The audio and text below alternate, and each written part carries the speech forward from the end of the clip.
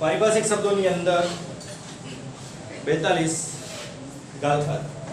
હવે ગાલખાત શું છે? તો સૌથી પહેલા ગાલખાત વિશે આપણે સમજીએ તો જ્યારે આપણે વેપારી હોઈએ, સમજી લો કે વેપારી છો અને વેપારી તરીકે તમે તમારા ગ્રાહકોને ઉધારમાં માલ આપો છો, તો એ તમારા ગ્રાહકો તમારા માટે શું થઈ જશે? જ્યારે તમે વેપારી તરીકે તમે તમારા ગ્રાહકોને ઉધારમાં માલ આપો તો ત્યારે ઉધારનો જે વ્યવહાર થયો છે એ ઉધારના વ્યવહારના કારણે તમારા ગ્રાહકો તમારા દેવાદારો કહેવાશે, બરોબર? તો દેવાદારો તમારા પાસેથી જેટલી રકમનો માલ ખરીદ્યો છે ભવિષ્યમાં એટલી રકમ પાછી આપવાની રહેશે. તમે જેટલો માલ વેચ્યો છે એટલી રકમ તમે એના પાસેથી મેળવવા માંગશો, બરોબર? વિજય માલ્યાની જેમ તમારા જે ગ્રાહકો છે એ ભાગી નહીં જાય, આપણે એવું આશા રાખીએ. પણ કદાચ એવું પણ બની શકે, બરોબર? એવું પણ બની શકે કે અમુક ગ્રાહકો આપણે જેટલી રકમ એમના પાસેથી લેવાની છે, આપણે પ્રયત્નો કર્યા એમના પાસેથી રકમ મેળવવાની, તેમ છતાં પણ જો આપણે એમના પાસેથી રકમ ન મેળવી શકીએ, જેટલી રકમ એમના ઉપર આપણે માંગીએ છીએ એ રકમ જો એ લોકો ન ભરી શકે, ન આપી શકે, તો એ સંજોગોની અંદર આપણે જેટલી રકમ નથી મળી ને એ રકમ આપણા માટે ગાલખાત કહેવાય. ફરી એક વખત સમજાવી દઉં કે ગાલખાત શું છે? તો વેપારી દ્વારા જે વ્યક્તિને ઉધારમાં માલ વેચવામાં આવ્યો છે એ તો આપણા દેવાદારો થયા, બરોબર? હવે એ જે દેવાદારો છે એ દેવાદારો પાસેથી આપણે જેટલી રકમ મેળવવાની છે ભવિષ્યની અંદર, તો ભવિષ્યમાં થતી મેળવવાપાત્ર રકમ આપણે ઘણા પ્રયત્નો કર્યા એમના પાસેથી રૂપિયા મેળવવાના, તેમ છતાં પણ જો એ વ્યક્તિ એ રૂપિયા આપી શકવા માટે સક્ષમ ન હોય, એ રૂપિયા આપી શકતી ન હોય કોઈ પણ કારણસર, બરોબર? ત્યારે જે રકમ આપણે પ્રાપ્ત થતી નથી એ રકમ આપણા માટે ગાલખાત કહેવાય. સમજી લો કે 1 લાખ રૂપિયાનો માલ તમે કોઈને વેચ્યો છે, બરોબર? એ વ્યક્તિએ તમને 60,000 રૂપિયા ચૂકવી આપ્યા છે, પણ બાકીના જે 40,000 રૂપિયા છે એ ચૂકવી શક્યો નહીં. તો જે ટોટલ 1 લાખ રૂપિયાનો દેવાદાર હતો એને તમારા પાસે 60,000 મોકલાવી આપ્યા છે, પણ બાકીની રકમ જે નથી મોકલાવી શક્યો એ રકમ તમારા માટે ગાલખાત કહેવાશે. એટલે કે એ પછી ભવિષ્યમાં પણ એ આપી શકવાનો નથી, એની એટલી ક્ષમતા જ નથી કે તમને હવે રકમ ચૂકવી શકશે. તો ગાલખાત શું છે? તો આપણે જેટલી રકમ માંગીએ છીએ એ રકમ જ્યારે આપણે પૂરેપૂરી ન મળે, બરોબર? અને ભવિષ્યમાં પણ મળવાની નથી. અત્યારે જેટલી મળી છે એટલી જ મળવાની છે, એના પછી ભવિષ્યમાં ક્યારે પણ એના પાસેથી મળવાની શક્યતા નથી દેખાતી, કારણ કે એ વ્યક્તિની એટલી ક્ષમતા જ નથી કે એ રકમ આપણે પાછી આપી શકે. તો એને કહેવાશે ગાલખાત. તો જ્યારે ધંધા દ્વારા ધંધાના માલનું વેચાણ કરવામાં આવે ત્યારે જેને ઉધાર માલ વેચેલો હોય તે ધંધાનો દેવાદાર જ ગણાશે. તેની પાસેથી વેચાણની કિંમત વસૂલ કરવાની હોય છે. એટલે કે આપણે એને જેટલી રકમનો માલ આપ્યો છે એ રકમ આપણે પાછી વસૂલ કરવાની હોય છે. તો ઘણી વખત ધંધાનો દેવાદાર ધંધાને પૂરેપૂરી રકમ પોતાની નબળી આર્થિક પરિસ્થિતિના કારણે ચૂકવી શકતો નથી. એની એટલી આર્થિક પરિસ્થિતિ સારી ન પણ હોય કે જેથી એ રકમ આપણે ચૂકવી શકે. તો ધંધા દ્વારા નિર્ધારિત પ્રયત્નો કર્યા પછી કુલ રકમમાંથી જેટલી રકમ વસૂલ ન થઈ શકે તેમ હોય તેને આપણે કહીશું ગાલખાત. તો જ્યારે વેપારી દ્વારા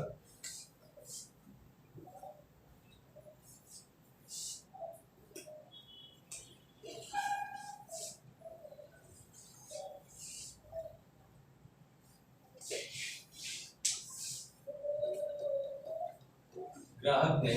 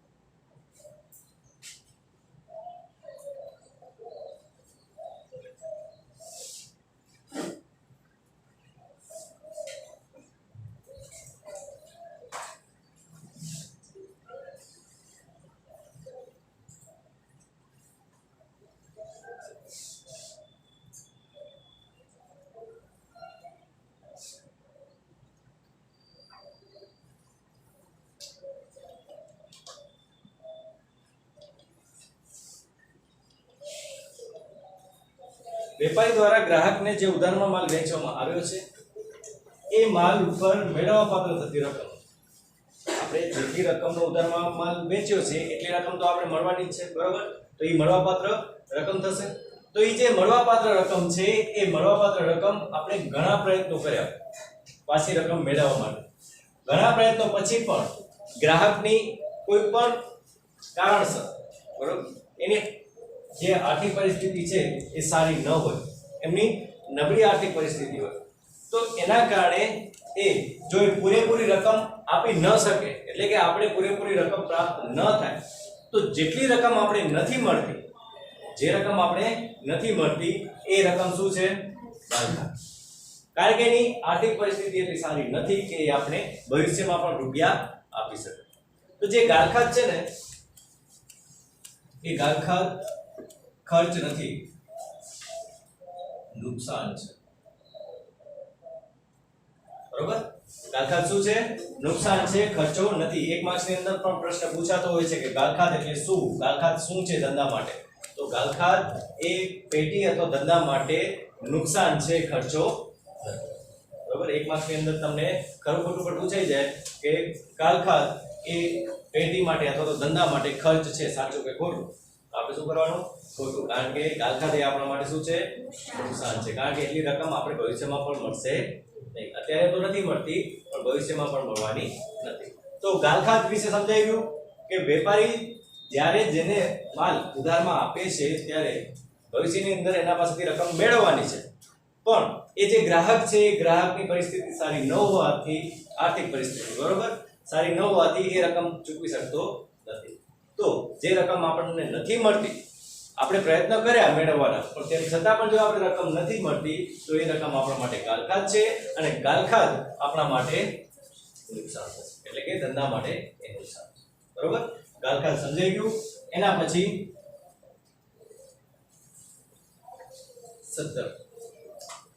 સદ્ધર એટલે શું? તો સદ્ધર એટલે જે વ્યક્તિ, આપણે ધંધાની ભાષામાં જોઈએ તો જે વ્યક્તિ પાસે મિલકતો સારા પ્રમાણમાં હોય, બરોબર, અને એ પોતાની જે જવાબદારીઓ છે એ નિયમિતપણે ચૂકવતો હોય. આપણે ઉધારમાં માલ કોઈ પાસેથી ખરીદતા હોઈએ તો આપણે એને રેગ્યુલર રકમ ચૂકવી આપતા હોઈએ, બરોબર? જ્યારે કોઈ વ્યક્તિ પોતાની જે જવાબદારીઓ છે, પોતાની જવાબદારીઓ અથવા તો દેવા એ નિયમિતપણે ચૂકવતો હોય, સદ્ધર વ્યક્તિ કોને કહેવાશે? પોતાની જે કોઈ પણ વ્યક્તિ હોય, બરોબર, એ પોતાની જવાબદારીઓ અથવા તો એને દેવા પણ કહી શકો કે પોતાના જે દેવા છે એ નિયમિતપણે ચૂકવતો હોય અથવા ચૂકવવા સક્ષમ હોય. એટલે કે ભવિષ્યમાં જો એને ચૂકવવાનું હોય તો એ ચૂકવી શકે, બરોબર? તો જે વ્યક્તિ પોતાની જવાબદારીઓ કે દેવા નિયમિતપણે અત્યારે ચૂકવતો હોય, કોઈની લોન ચાલુ હોય તો એ લોનના રૂપિયા એ રેગ્યુલર ભરતો હોય, અથવા તો ભવિષ્યની અંદર જે રકમ એને ચૂકવવાની છે એ ચૂકવવા માટે પોતે સક્ષમ હોય, એટલે કે એ ચૂકવી શકે, બરોબર? તો એવા વ્યક્તિની જે મિલકતો છે ને, જે વ્યક્તિની મિલકતો એની જવાબદારીઓ એટલે દેવા, બરોબર, જે આપણે ચૂકવવાના છે, દેવા એટલે દેવાનું, તો જવાબદારીઓ કરતા વધુ હોય.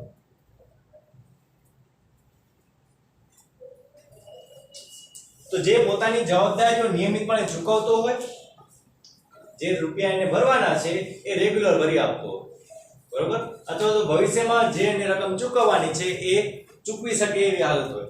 એટલે કે જ્યારે એ વ્યક્તિની મિલકતો એની જવાબદારીઓ કરતા વધારે હોય, એની જેટલી જવાબદારીઓ છે એના ઉપર જેટલા રૂપિયા માંગવા વાળા છે એના કરતા જો એની મિલકતો વધારે હોય તો એ વ્યક્તિ સદ્ધર છે તેમ કહેવામાં આવે છે, બરોબર? એ વ્યક્તિ હિસાબી ભાષાની અંદર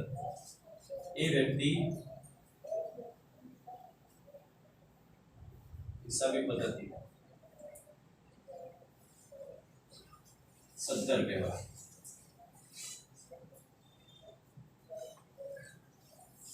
સદ્ધર એટલે શું થયું? તો જે રૂપિયા ચૂકવી શકે, બરોબર?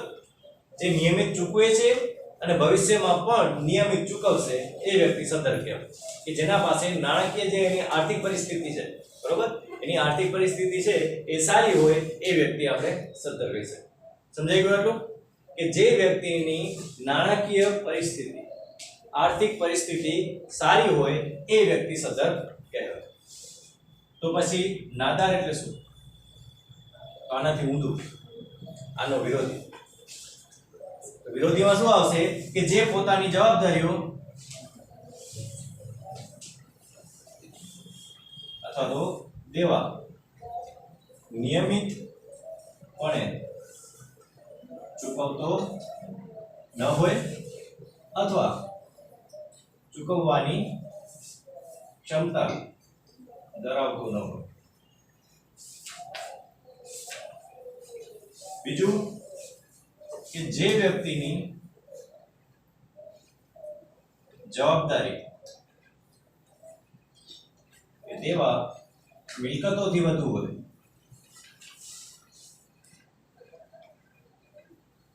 તો એ વ્યક્તિને આપણે શું કહીશું? એ વ્યક્તિ હિસાબી પદ્ધતિમાં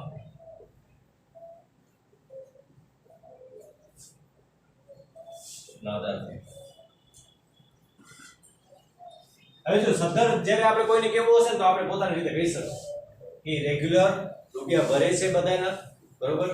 સમજી લો કે બેંકની લોન લેવામાં આવી છે અને એ બેંકની લોન રેગ્યુલર દર મહિને એનો હપ્તો ભરે છે. કોઈના પાસેથી ઉધારમાં માલ ખરીદ્યો છે તો એ ઉધારની રકમ તરત અથવા તો અમુક સમય રહીને એ ચૂકવી આપે છે, તો આપણે એને કહીશું કે સદ્ધર છે. પણ નાદાર કોઈ વ્યક્તિને આપણે ન કહી શકીએ, બરોબર. એ રૂપિયા ચૂકવતો હોય કે ન ચૂકવતો હોય પણ આપણે એ વ્યક્તિને નાદાર કહી શકીએ નહીં. તો નાદાર કોણ કહેશે? તો નાદાર કહેશે કોર્ટ. કોણ કહેશે? એટલે કે આવી જે વ્યક્તિ હશે ને એને કોર્ટ દ્વારા નાદાર જાહેર કરવામાં આવે છે. આપણે એને નાદાર કહેશું તો એ માન્ય ગણાશે નહીં. તો જે નાદાર વ્યક્તિ હશે ને એને કોર્ટ દ્વારા જાહેર કરવામાં આવે છે. કોર્ટ દ્વારા નાદાર જાહેર થાય છે.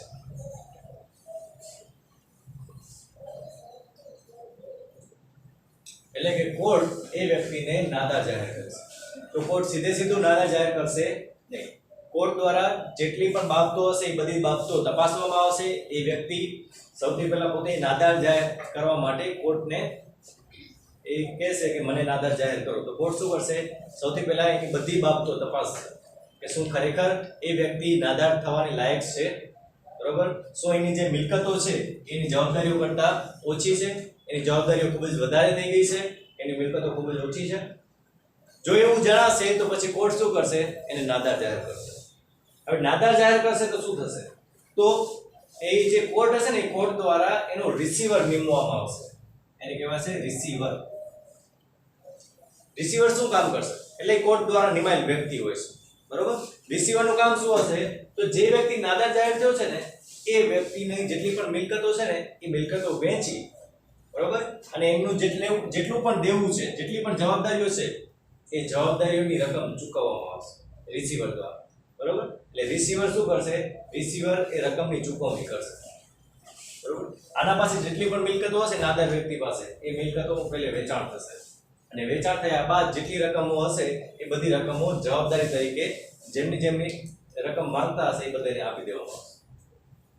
તેમ છતાં પણ જો વધશે, બરોબર, કે દેવું હજી પણ વધે છે, એની જે મિલકતો છે એ મિલકતો વેચાઈ ગઈ, એના પછી પણ જો દેવું વધતું હશે તો જે વ્યક્તિઓ એના ઉપર રૂપિયા માંગે છે એમના માટે શું થઈ જશે? ગાલખાત. કારણ કે રૂપિયા નહીં ચૂકવી શકે, બરોબર. સમજી લો કે આપણે કોઈ વ્યક્તિ ઉપર રૂપિયા માંગીએ છીએ અને કોર્ટે એને નાદાર જાહેર કરી દીધો, બરોબર. આપણે 80,000 રૂપિયા માંગતા હતા અને કોર્ટે એને નાદાર જાહેર કરી દીધો. એની જેટલી પણ મિલકતો હતી મિલકતો વેચાઈ અને બધાને રકમ આપવામાં આવી અને આપણા ભાગમાં સમજી લો કે 5,000 રૂપિયા આવે. ટોટલ 80,000 રૂપિયા એના ઉપર આપણે માંગતા હતા, એમાંથી આપણે માત્ર 5,000 રૂપિયા જ મળ્યા. કારણ કે જે રકમ વેચાશે ને એ જેમની જેટલી રકમ છે એ બધાને પૂરેપૂરી નહીં આપવામાં આવે, એના પછી ભાગ પડશે. કે એમના જે અલગ અલગ લેણદારો છે એ લેણદારોનું જે પ્રમાણ છે, એમણે કેટલી રકમ કેટલા પાસેથી ઉધારમાં ખરીદી છે કે ઉછીની લીધી છે એ પ્રમાણેના ભાગ પડશે અને એ ભાગ પ્રમાણે સમજી લો કે આપણા ભાગમાં 5000 રૂપિયા આવે છે તો એ આપણે 5000 મળી જશે. પણ બાકીની જે રકમ નથી મળતી અને ભવિષ્યમાં પણ મળવાની નથી એને શું કહેવાશે? એ આપણા માટે થઈ જશે ગાલખાત. કારણ કે એ 5000 જ મળ્યા છે 80000 માંથી, બાકી 75000 આપણે મળવાના નથી, તો એ કહેવાશે ગાલખાત. તો સામાન્ય રીતે જે ગાલખાત છે એ નાદાર સાથે જોડાયેલી હોય છે, બરોબર? એવું જરૂરી નથી કે દરેક વખતે જે નાદાર હોય છે એ જ ગાલખાત હોય. એના સિવાય પણ બીજી રીતે ગાલખાત આપણે પડતી હોય છે કે જ્યારે કોઈ ચૂકવવાની ક્ષમતા ધરાવતો હોય તેમ છતાં પણ ન ચૂકવે, બરોબર? એના પાસે પૂરતા રૂપિયા હોય તેમ છતાં પણ ન ચૂકવે ત્યારે પણ આપણે ઘણી વખત ગાલખાત પડતી જ હોય છે. અને એવું પણ બને છે કે ક્યારેક એ જે ગાલખાત પડી છે એ ભવિષ્યમાં રૂપિયા આપણે પાછા પણ મળે, બરોબર? તો એ જ્યારે મળશે ત્યારે એનો આખો ચેપ્ટર છે એ આપણે આગળ જોશું. અત્યારે આપણે એમાં પડવાનું નથી. આપણે અત્યારે ગાલખાત એટલે શું એ આવડવું જોઈએ, સદર કોને કહેવાય એ આવડવું જોઈએ, અને નાદાર કોને કહેવાય એ આવડવું, બરોબર? તો જે પોતાની જવાબદારી નિયમિતપણે ચૂકવી ન શકતો હોય અથવા તો ચૂકવવાની ક્ષમતા પણ ન ધરાવતો, બરોબર? એવી વ્યક્તિ કે જેની જવાબદારીઓ એની મિલકતો કરતાં વધારે થઈ ગઈ હોય તો એને આપણે કહીશું નાદાર. અને નાદારને કોણ જાહેર કરશે? નાદાર કોર્ટ દ્વારા જાહેર કરવામાં આવશે, બરોબર? બાકી આ જે રિસીવરની નિમણૂક કરવામાં આવે છે એ તો વધારાની માહિતી છે, આની અંદર નથી. તમારે ખાલી એટલું યાદ રાખવાનું છે. એ રિસીવરની નિમણૂક થશે, એની મિલકતોનું વેચાણ થશે, પછી જવાબદારીઓની ચૂકવણી થશે, તેમ છતાં પણ નહીં મળતું હોય તો પછી જે બાકીના વધશે એના માટે એ ગાલખાત થઈ જશે. એના પછીનો પોઈન્ટ છે ઉધાર અને જમા. ઉધાર અને જમા ખૂબ જ મહત્વનો પોઈન્ટ છે. જેમ પાયો હોય, બરોબર, એના ઉપર આખી ઇમારત ઊભી થાય છે, એવી જ રીતે ઉધાર અને જમા આ જે તમે ચોપડી શીખવાના છો નામાની એની અંદર પાયો છે કે જો તમને ઉધાર અને જમાના જે કાંઈ પણ નિયમો છે, બરોબર, એના વિશે સાચી જાણકારી મેળવી લેશો, સાચી સમજ કેળવી લેશો તો આ જે નામું છે એ નામાની અંદર તમને ઘણું બધું જ્ઞાન પ્રાપ્ત થઈ જશે, આપણે એમ કહી શકીએ. કારણ કે બધું જે આધારિત છે એ આ ઉધાર જમા ઉપર છે, બરોબર? તો આપણે એને પાયાના શબ્દો પણ કહી શકીએ છીએ. ઉધાર જમા છે એ હિસાબી પદ્ધતિના પાયાના શબ્દો છે.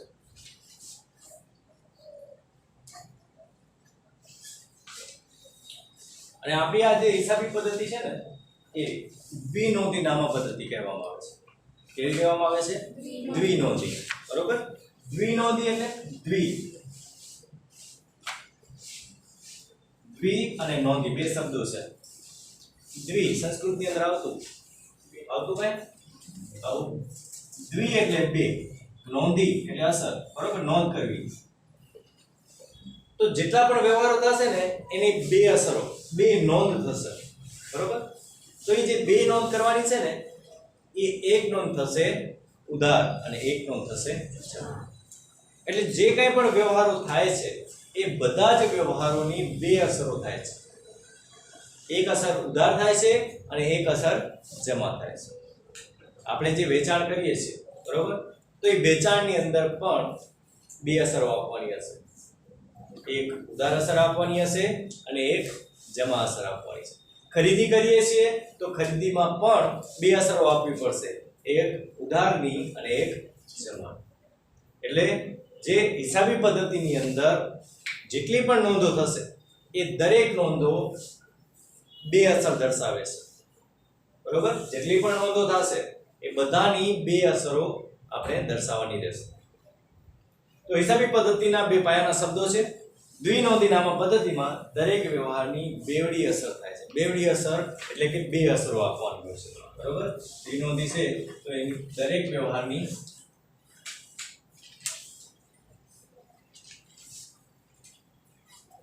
બેવડી એટલે બે અસર.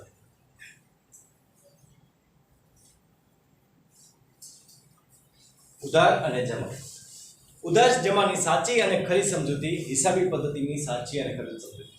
એટલે કે જો તમે ઉધાર અને જમા યોગ્ય રીતે સમજી જશો તો હિસાબી પદ્ધતિની અંદર જેટલા પણ દાખલાઓ આવે છે બરોબર, જેટલા પણ હિસાબો આપણે કરવાના હોય છે એ તમે યોગ્ય રીતે કરી શકો.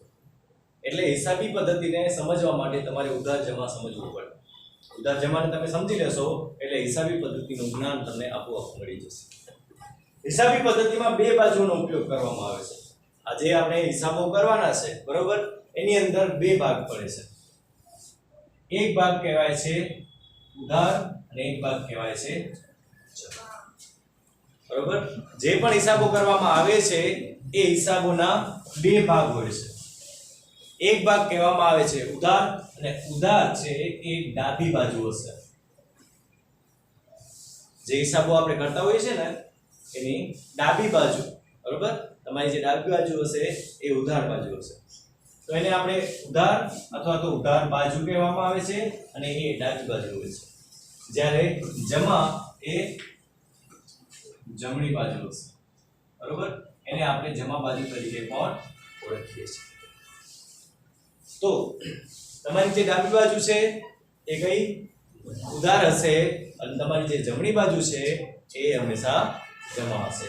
તો જ્યારે આપણે હિસાબો લખશું ત્યારે એ હિસાબોની અંદર હંમેશા ડાબી બાજુ ઉધાર બાજુ તરીકે દર્શાવવામાં આવે છે અને જમણી બાજુ હંમેશા જમા બાજુ તરીકે દર્શાવવામાં આવે છે.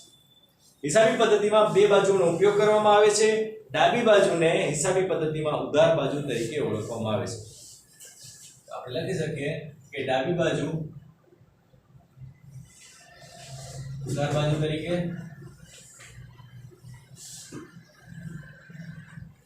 અને જમણી બાજુ જમા બાજુ તરીકે ઓળખાય છે.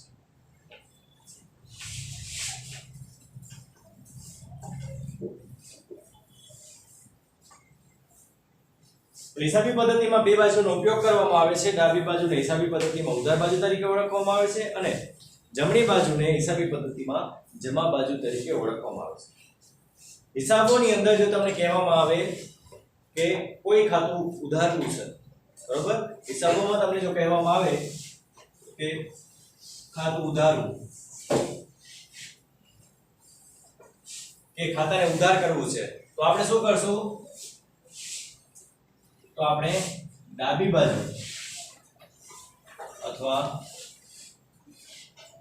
ઉધાર બાજુ નોંધ કરશું. જ્યારે ખાતું ઉધારવાનું હોય ત્યારે એક ખાતાની ડાબી બાજુ અથવા ઉધાર બાજુ નોંધ કરશું. અને જો ખાતું જમા કરવું હોય તો શું થશે? જમણી બાજુ નોંધ થશે અથવા જમા બાજુ.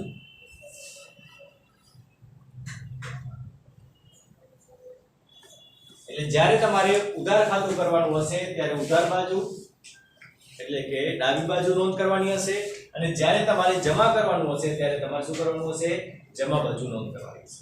તો આપણી જે બે બાજુ છે, એક બાજુ હશે ઉધાર અને એક બાજુ હશે જમા. ઉધાર બાજુ ડાબી બાજુની કહેવાય છે અને જમા બાજુ જમણી બાજુને આપણે કહીએ છીએ. તો ઉધાર જમાના જે નિયમો છે એ નિયમો તો હજી આપણે આવતા ચેપ્ટરમાં ભણવાના છે, પણ અત્યારે ઉધાર અને જમા શું છે આપણે એટલો ખ્યાલ રાખીએ કે ઉધાર અને જમા બે બાજુઓ છે હિસાબી પદ્ધતિની અંદર અને બધા જે વ્યવહારો છે એ બધા વ્યવહારોની બે અસરો થાય છે. દ્વિનોંધી છે, બરોબર, એટલે કે બધા જે વ્યવહારો થશે એની બે નોંધ થશે. એક નોંધ ઉધાર થાય છે, એક નોંધ જમા થાય છે. જો ઉધાર નોંધ કરવી હશે તો આપણે એને કઈ બાજુ લખશું? તો ઉધાર બાજુ અથવા તો ડાબી બાજુ, અને જો એને જમા કરવાની હશે તો આપણે એને લખશું જમા બાજુ અથવા તો જમણી બાજુ. એના પછી ખાતું. ખાતું એટલે શું? ખાતા વિશે તમે જાણો જ છો, બરોબર. ઘણી વખત તમે કોઈ દુકાને જઈ અને તમારા પેરેન્ટ્સનું નામ વટાવી આવતા હો કે પપ્પા દઈ જશે, મમ્મી આપી જશે, કરો છો, બરોબર. જ્યાં તમે રેગ્યુલર ગ્રાહક હો, રેગ્યુલર તમારો વ્યવહાર થતો હોય ખરીદીનો, એવી જે દુકાન છે ત્યાં તમે શું કરશો? પપ્પાના નામે અથવા તો મમ્મીના નામે ત્યાં રેગ્યુલર તમે ખરીદી કરતા હો, નામ આપી અને પછી લઈ આવો છો, બરોબર. તો એ શું કરશે? યાદ રાખી લેશે કે તમે આટલું લઈ ગયા છો, એ ક્યાંક લખતો તો હશે, બરોબર? તો આપણે જે વેપારી પાસે ઘણા વ્યવહારો થતા હોય, બરોબર, તો એ જે ઘણા વ્યવહારો થાય છે તો એ દરેક વ્યવહારો આપણે યાદ રાખવા માટે મુશ્કેલ છે, કારણ કે એક જ ગ્રાહક સાથે કે એક જ વેપારી સાથે આપણે ઘણા બધા વ્યવહારો કરવાના હોય છે, અને એ પણ આખા વર્ષ દરમિયાન. આપણે 1 મહિનાનું હોય કે 10 દિવસનું હોય તો પણ આપણે યાદ રાખી શકીએ નહીં. તો આખા વર્ષ દરમિયાન જે વ્યવહારો થાય છે એ યાદ રાખવા તો મુશ્કેલ જ છે. પછી એ જે વ્યવહારો થાય છે એ આપણે લખીએ છીએ. સમજી લો કે આપણા પાસે નોટબુક છે, એ નોટબુકની અંદર લખીએ છીએ. એક દિવસ આપણે કોઈ વ્યક્તિ પાસે, સમજી લો કે મગનભાઈ છે, મગનભાઈ પાસેથી આપણે ખરીદી કરી, બરોબર, વર્ષના પહેલા દિવસે. વર્ષનો પહેલો દિવસ એટલે આપણા માટે શું થઈ જશે? 1/4/21, બરોબર. ચોથો મહિનો શરૂઆત આપણી હિસાબોની ક્યાં રીતે? ચોથા મહિનામાં થશે. તો 1/4/21 ના આપણે એના પાસેથી 30,000 નો માલ ખરીદ્યો છે. મગનભાઈ પાસેથી 30,000 ની ખરીદી કરી. પછી બીજા કોઈ વ્યક્તિ પાસેથી ખરીદી કરી. પછી બીજી વખત જ્યારે ખરીદી કરી ત્યારે તારીખ આવી ગઈ, સમજી લો કે 30/8/2021, બરોબર. તો આપણે નોટબુક ની અંદર બધા હિસાબો રાખીએ છીએ, પણ એ નોટબુક ની અંદર શું કરીએ છીએ કે રોજે રોજના જે વ્યવહારો થાય એ એક ભેગા લખતા આવે. તો મગનભાઈ પાસેથી આપણે જ્યારે 30,000 નો માલ ખરીદ્યો હતો, એના પછી સુરેશભાઈ પાસેથી, એના પછી મહેશભાઈ પાસેથી ખરીદી કરી, કોઈ પાસેથી વેચાણ, કોઈને આપણે વેચાણ કરી દીધું, એ બધું એક સાથે જ લખીએ છીએ. પછી જ્યારે 30/8/21 ના આપણે સમજી લો કે બીજો 40,000 નો માલ ખરીદ્યો અને એને 20,000 રૂપિયા આપ્યા, બરોબર. આ વ્યવહાર થયો. તો જે આપણે શરૂઆત કરી હતી એ પહેલા પાને લખ્યું હતું મગનભાઈ. પછી જ્યારે 30 તારીખ આવી ત્યારે 10મું પાનું ચાલુ થઈ ગયું, બરોબર. 30/8 નું આવ્યું ત્યારે 10મું પાનું ચાલુ થયું. હવે જ્યારે આખું વર્ષ પૂરું થશે ને પછી છેલ્લે મગનભાઈ કહેશે કે હવે હિસાબ કરી આપો. ત્યારે જ્યારે આપણે છેલ્લા દિવસે બધો હિસાબ કરવાનો હશે ને તો એક એક શોધવું પડશે કે આ પહેલા પેજ ઉપર, આ 10મા પેજ ઉપર, પછી 15મા પેજ ઉપર હશે, 16મા પેજ ઉપર હશે, 20મા પેજ ઉપર હશે. તો એક એક કરીને શોધવું પડશે. તો એ જે વ્યવહારો થયા છે એ વ્યવહારો અલગ અલગ જગ્યાએ હોવાથી એનું જ્યારે પણ આપણે સારાંશ કાઢવું હોય, બરોબર, એનું પૃથ્થકરણ કરવું હોય કે એની જ્યારે ચૂકવણી કરવી હોય કે આપણે રૂપિયા મેળવવાના હોય, ત્યારે એ બધું શોધવું આપણા માટે કંટાળાજનક બની જશે, બરોબર. પ્રમાણમાં થોડું અઘરું થઈ જશે. તો એમ ન થાય એટલા માટે વેપારીઓ શું કરતા હોય છે? તો વેપારીઓ જેટલા પણ વ્યવહાર થાય કોઈ ચોક્કસ વ્યક્તિ સાથેના, કોઈ ચોક્કસ વસ્તુ સાથેના, એ ચોક્કસ વ્યક્તિ કે વસ્તુ સાથેના વ્યવહારો કોઈ ચોક્કસ જગ્યાએ નોંધે છે, બરોબર. ચોક્કસ જગ્યાએ મતલબ કોઈ પેજ ઉપર, અને એક જ પેજની અંદર આખા વર્ષના વ્યવહારો, ભલે ઘણા બધા વ્યવહારો થતા હોય તો પછી શું કરે છે? એકથી વધારે પેજ રાખતા હોય છે, પણ એ બધા વ્યવહારોનું શું કરે છે? એક સાથે જ નોંધે છે. તો વેપારી દ્વારા ધંધાની અંદર જે વ્યવહારો થાય છે તો એ કોઈ ચોક્કસ વ્યક્તિના વ્યવહારો એ ચોક્કસ સ્થાને નોંધવામાં આવે છે એક સાથે જ, બરોબર. તો એને કહેવાય ખાતું. વેપારી દ્વારા જ્યારે કોઈ પણ ચોક્કસ વ્યક્તિ કે વસ્તુને લગતા વ્યવહારો કોઈ ચોક્કસ જગ્યાએ નોંધવામાં આવે ત્યારે એને કહેવામાં આવે છે ખાતું. તો આપણે ખાતા વિશે વ્યાખ્યા લખવી હોય તો લખી શકીએ કે વેપારી દ્વારા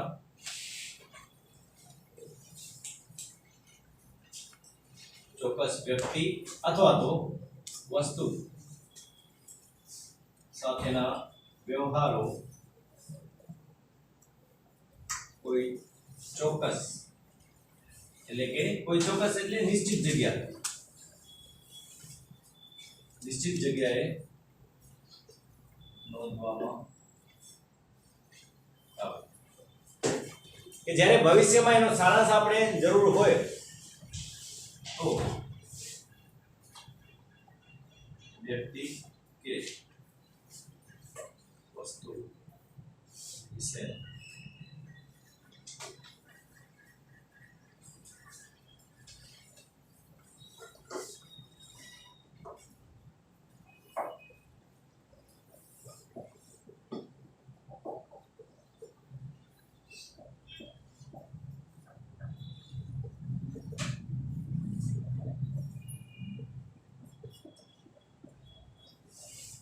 ખાતું કોને કહેવાય? તો કોઈ ચોક્કસ વ્યક્તિ કે વસ્તુ સાથેના જે વ્યવહારો થાય છે એને આપણે નિશ્ચિત જગ્યાએ એ જે વ્યવહારો થાય છે એને નિશ્ચિત જગ્યાએ લખવામાં આવે છે, નોંધવામાં આવે છે કે જેથી જ્યારે ભવિષ્યની અંદર આખા વર્ષના જે હિસાબો આપણે કર્યા છે એ હિસાબોનો આપણે સારાંશ મેળવવો હોય. સારાંશ એટલે શું કે એની સાથે કેટલા વ્યવહારો થાય છે, એની કેટલી રકમ જમા થઈ છે, કેટલી રકમ ચૂકવવાની બાકી છે, કેટલી રકમ મેળવવાની બાકી છે, એ બધું આપણે જ્યારે મૂલ્યાંકન કરીએ, બરોબર, તો એ આપણે મૂલ્યાંકન સરળતાથી કરી શકીએ. તો એ જે જગ્યાએ નોંધવામાં આવે છે એને આપણે શું કહીશું? બરોબર. ખાતું એવું જરૂરી નથી કે એક જ પેજની અંદર હોય. કોઈ વ્યક્તિ સાથે ખૂબ જ ઘણા બધા વ્યવહારો થતા હોય તો એ ઘણા બધા વ્યવહારો માટે આપણે 2 પેજ, 3 પેજ કે 4 પેજ, પણ એ બધા એક સાથે જ હોય છે.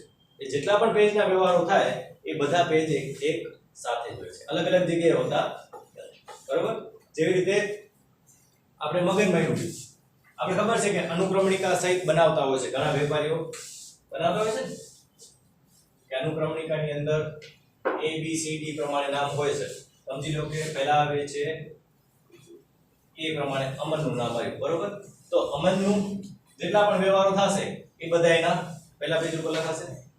એ પછી બી આવે, બી ઉપરથી બબલુભાઈ છે, ચાલો, બરોબર. હવે બબલુભાઈ આવી ગયા તો બબલુભાઈના જેટલા પણ વ્યવહાર હશે, બરોબર. એવી જ રીતે સી ઉપરથી ચમનભાઈ છે તો એ ચમનભાઈના બધા વ્યવહારો. તો A B C D જેટલા પણ હોય, બરોબર, તો આપણે એનું જે નામ આવે એ ક્રમમાં એનું લખેલું હશે. અને જ્યારે પણ અમનભાઈ સાથેના વ્યવહારો હશે તો તરત આપણે શું કરી નાખશું? પેજ નંબર 1 ખોલી દેશું. અને પેજ નંબર 1 ની અંદર અમનભાઈ હોય પછી એવું જરૂર નથી કે અમનભાઈ એક જ હોય A માં પછી બીજા પણ વ્યક્તિઓ હોઈ શકે, બરોબર. તો એ પ્રમાણે પછી એનો 2 નંબરના પેજ ઉપર બીજા વ્યક્તિનું, 3 નંબરના પેજ ઉપર ત્રીજા વ્યક્તિનું, પણ આપણે આખી અનુક્રમણિકા તૈયાર કરેલી હોય છે કયા પેજ ઉપર કયા વ્યક્તિનું ખાતું છે, કે જેથી જ્યારે પણ ભવિષ્યની અંદર સમજી લો કે અમનભાઈ પાસેથી આપણે રૂપિયા મેળવવાના છે, બરોબર, એ આપણા દેવાદાર છે, આપણા ગ્રાહક છે, તો એના પાસેથી કેટલી રકમ મળી છે અને કેટલી રકમ મળવાની બાકી છે, તો આપણે શું કરશું? તરત અમનભાઈનું ખાતું ખોલશું, એને કેટલી ખરીદી કરી છે, કેટલી રકમ આપણે પાછી આપી છે અને કેટલી રકમ આપવાની બાકી છે એ તરત આપણે હિસાબ કરી અને અમનભાઈને કોલ કરી લેશું કે આટલી તમારી રકમ બાકી છે, ચૂકવવા વિનંતી. એવી જ રીતે બીજા કોઈ પણ જે ગ્રાહક હોય, બરોબર, વેપારીઓ હોય તો વેપારીનો પણ આપણે આવી રીતે ખાતું બનાવીએ છીએ અને એને કેટલી રકમ ચૂકવવાની છે એ રકમ પણ આપણે સરળતાથી મેળવી શકીએ છીએ.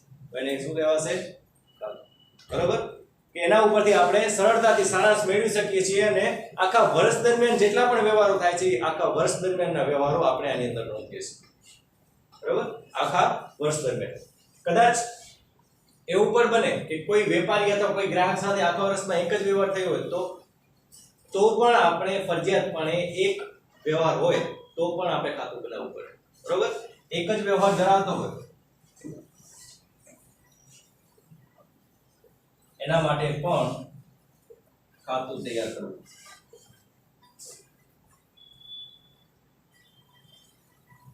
ફરજિયાતપણે ખાતું આપણે તૈયાર કરવું જ પડે છે, બરોબર. એક જ વ્યવહાર હોય, 2 હોય, 50 હોય, 60 હોય, ગમે એટલા જેટલા વ્યવહાર થાય, જો એક જ વ્યવહાર થયો છે તો પણ આપણે એનું ખાતું તૈયાર કરવું પડશે.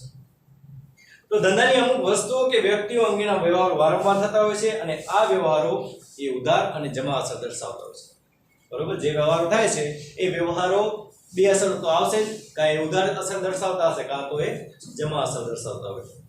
તો જે તે વસ્તુ કે વ્યક્તિને લગતા તમામ વ્યવહારો હિસાબી ચોપડા, આપણે જે હિસાબી ચોપડો તૈયાર કરીએ છીએ એ હિસાબી ચોપડાની અંદર કોઈ ચોક્કસ જગ્યાએ કોઈ નિશ્ચિત સ્થાને નોંધાય અને વ્યવહારોનો જો સારાંશ જાણી શકાય તો એને કહેવામાં આવે છે ખાતું. પુષ્પાબાઈનું ઉદાહરણ આપેલું છે કે ધંધાના ગ્રાહક છે તેમને ઉધાર વેચાણ કરવામાં આવે છે. આખા વર્ષ દરમિયાન એમને 20 વખત ઉધાર વેચાણ કરવામાં આવે છે અને તેમના પાસેથી હિસાબની પતાવટ લેકે આપણે 20 વખત એમણે નાણાં પણ ચૂકવી આપ્યા છે. તો 20 વખત એ ઉધારની ખરીદી કરે છે, 20 વખત નાણાંની ચૂકવણી કરે છે, તો એના જે 40 વ્યવહારો થાય છે એ 40 વ્યવહારો કોઈ ચોક્કસ નિશ્ચિત જગ્યાએ આપણે હિસાબી ચોપડાની અંદર નોંધીએ એને કહેવામાં આવે છે ખાતું. પુષ્પાબેન વ્યક્તિ છે, જેમ પુષ્પાબેન છે, બરોબર, પુષ્પાબેનનું નામ કે અમનભાઈનું નામ લીધું તો એ વ્યક્તિ ખાતામાં આવે. એવી રીતે બીજા ઘણા બધા ખાતાઓ આવશે, બરોબર. આ તો ખાતું છે પણ એની જેમ જેમ વ્યક્તિ ખાતું છે એવી રીતે માલનું ખાતું આવશે, મિલકતનું ખાતું આવશે, પછી ઉપજનું ખાતું આવશે, ખર્ચનું ખાતું આવશે. ઘણા બધા પ્રકારના ખાતાઓ આવે છે. મુખ્ય ખાતાઓ આ છે, બરોબર. અને એ ખાતાઓની આપણે નોંધ કેવી રીતે કરવાની છે તો એ અંગે આખું એના પછીના ચેપ્ટરની અંદર છે કે કયા ખાતાની આપણે કેવી રીતે એન્ટ્રી કરવાની છે, કયા ખાતાનું ઉધાર, કયા ખાતાનું જમા, બરોબર. એ બધું આપણે નિયમ આવે છે, એ નિયમો પ્રમાણે આપણે શીખવાનું છે. તો જે માલનું ખાતું, મિલકતનું ખાતું, ઉપજનું ખાતું, ખર્ચનું ખાતું વગેરે ખાતા હોય છે. આપણે આજે પારિભાષિક શબ્દો શીખ્યા છે એ શબ્દો અભ્યાસના વિષયને સમજવામાં સરળતા ઊભી કરે છે. આપણે જે શીખ્યા છે એ સમજવા માટે આપણે જેટલા પણ પારિભાષિક શબ્દો શીખ્યા છે એ શબ્દો આપણે ઉપયોગમાં આવે છે. પારિભાષિક શબ્દોથી જે તે બાબત અંગે અર્થ સ્પષ્ટ કરે છે. આપણે મૂડી એટલે શું, એટલે મૂડીનો ચોક્કસ અર્થ છે હિસાબી પદ્ધતિની અંદર. મિલકત એટલે શું, તો મિલકતનો ચોક્કસ અર્થ છે હિસાબી પદ્ધતિ. એની અંદર પછી આપણે ગેરસમજ ઊભી થાય નહીં, કારણ કે આપણે હિસાબી પદ્ધતિની અંદર જે પારિભાષિક શબ્દો શીખી ગયા છે, બરોબર, તો એ આગળ જતા પણ જ્યારે આપણે ઉપયોગમાં લેવાનું હોય ત્યારે આપણે એનો ચોક્કસ અર્થ જ કરશું. મિલકત એટલે આપણે મિલકત તરીકે જ જોશું, એને જવાબદારી તરીકે નહીં જોઈએ, બરોબર. દરેક શિક્ષણ શાખામાં પારિભાષિક શબ્દોનું આગવું સ્થાન એટલે કે એનું મહત્વ છે. તો હિસાબી પદ્ધતિના અર્થ, લક્ષણો અને એને સંબંધિત અન્ય બાબતોની આપણે જાણકારી મેળવી લીધી. હવે હિસાબો કેવી રીતે લખવાના છે એની અલગ અલગ પદ્ધતિઓ છે એ હવે પછીના આપણે નેક્સ્ટ લેક્ચરની અંદર જોઈ લઈશું.